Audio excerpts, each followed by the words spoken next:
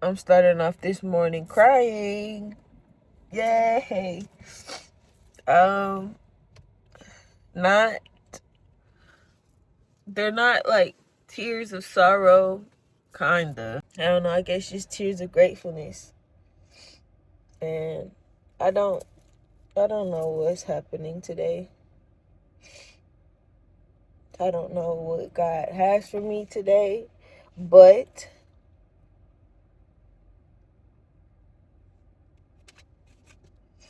I'm just glad I'm okay.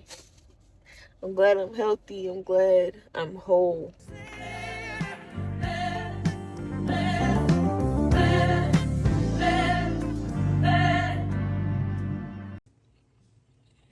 How you doing? Good.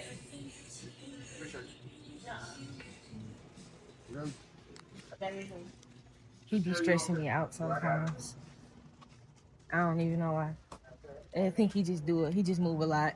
What you talking about? You. What you talking about? What I do? Nothing. You said what I do? You didn't do nothing. Sometimes I just get stressed out being behind you.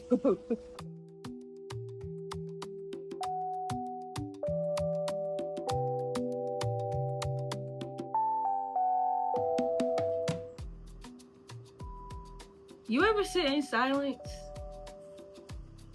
and just think about how loud your life really is?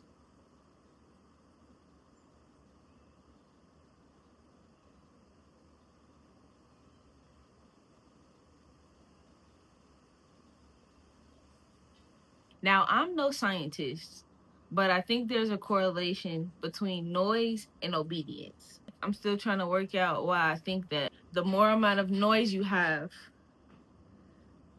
the less likely that you're sticking to your obedience, whatever that looks like. And also, the more noise you have, the less likely you're even able to discern what obedience looks like for you, because it's different for everybody. It's literally different for everybody, because we all have completely different things that we're accomplishing, completely different desires, completely different lifestyles, completely different mindsets, completely different physically. It can all be weighed down with noise.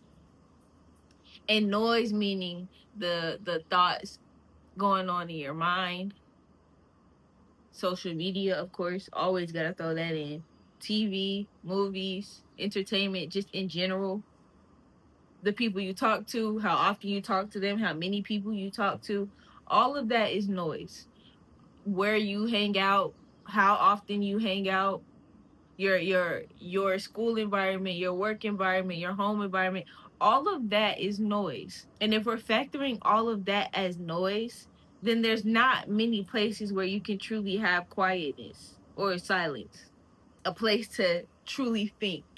So right now, I believe, based on my standards, I am in silence. I have things that could possibly distract me, but I'm using one of them and the other one is inside the house. And I'm giving myself time to think. Because when you give yourself that room, I don't know, it does something to you. It either confirms, it confronts, it condemns. No, is it condemns? Corrects. It corrects. And I believe that it's necessary. A lot of our lives is filled with noise, one thing after the next, after the next. And that's why we be so confused about everything. And it's mind boggling to me that we've been so accustomed to the noise that we don't even want silence. A lot of us cannot hang out with others without having some sort of music playing, television going, something, some sort of noise. A lot of us cannot just sit and exist with one other person or a group of people, what have you. It's always some sort of noise to distract us from, I don't know. I don't know what it's distracting us from. I don't know what it's actually doing. I just know that it's present. I know that it's definitely present in me because I try my best to fill my time up with noise. I've been blessed enough to literally have ample opportunity for silence. Yet I would find myself filling that silence up with noise, watching TV, listening to something. trying to get to the next thing when it's like, this is the thing. Silence with God is the thing. So enjoy it, because you're not always going to have it. And this is the time where he really, really works. I'm reading Joshua right now. Only on the 3rd chapter. I just finished the 3rd chapter. And the 1st chapter is really getting me. Joshua had very big shoes to fill. Moses did a lot. Leading that amount of people for that amount of time, for that like length of time, I'm not well versed in the Bible, y'all. I just know what I know. But him being a leader for that long, for that many people, that took a lot. And to have his successor, is that what it is? Because he's the predecessor, right? So his successor had a lot to do. I don't even want to say had a lot to feel, because God started to do a new thing. He wasn't trying to make another Moses. He was making a new leader. They have a whole new set of problems, challenges that they need to face. So it's a different type of person that needs to be built. God doesn't give Joshua a lot to do. Like, he didn't give him a lot to do. He didn't say this laundry list of things that he needs to do and to be in order to be his leader. What he said was, be strong, be courageous. Be strong, be very courageous. Study, meditate. Be strong, be courageous, study, meditate. That is 4 things. Do not be afraid or discouraged. But do just 4 things. And 2 of those things involves silence in some sort of capacity. I'm no scientist, but reading a book and watching TV, I feel like there are 2 separate parts of your brain that's working.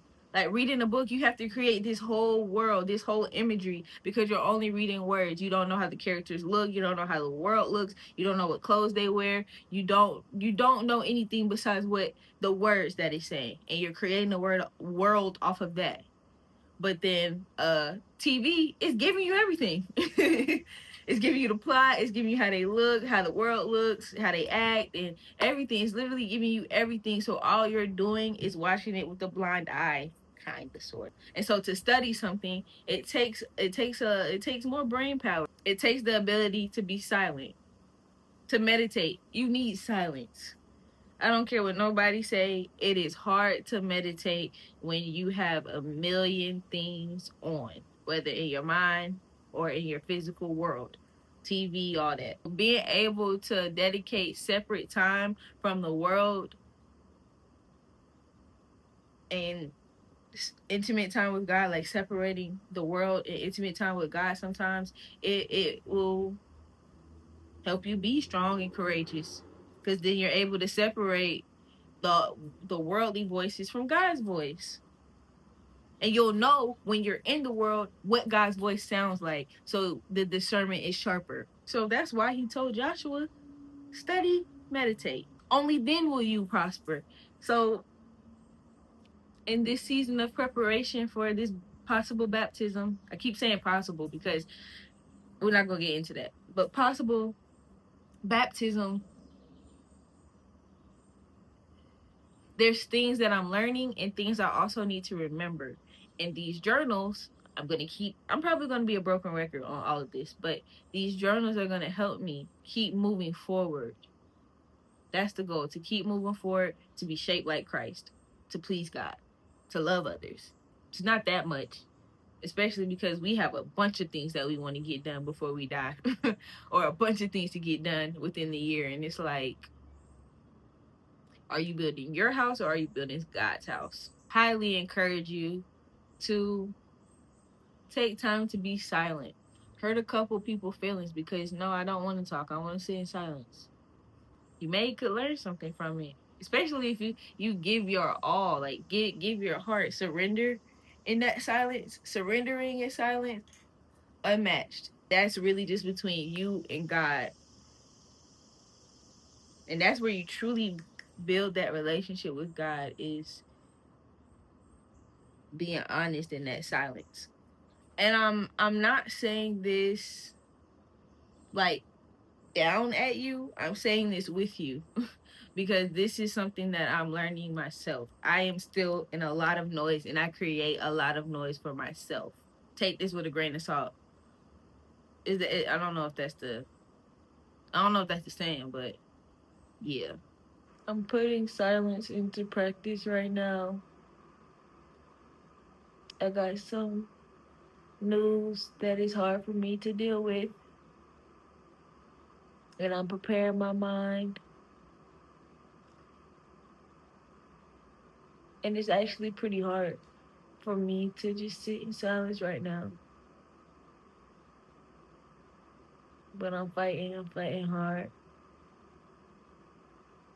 because I don't want all these negative thoughts to start clouding my judgment, start attacking my mind.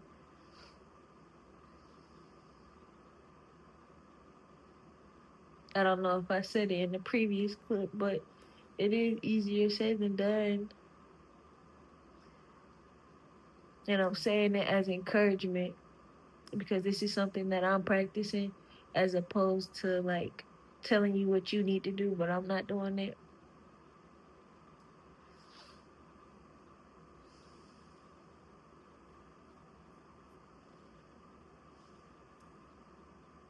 However, my hope, trust, faith, everything still in the Lord.